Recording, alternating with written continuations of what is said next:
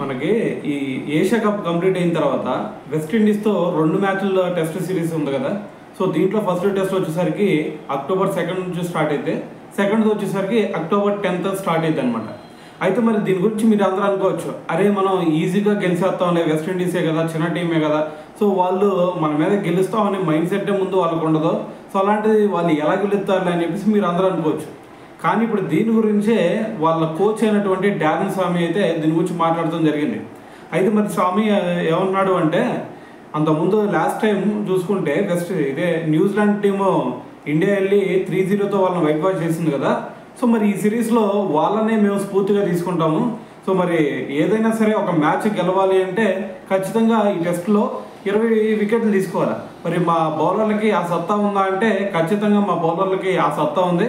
So కాబట్టి మేము ఎట్టి పరిస్థితుల్లో కూడా మరి ఈ సిరీస్ గెలవాలి అనే మైండ్ సెట్తోనే మరి ఇండియా వెళ్తాం అని చెప్పేసి మరి డారెన్ సామీ అయితే దీని గురించి మాట్లాడటం జరిగిందనమాట.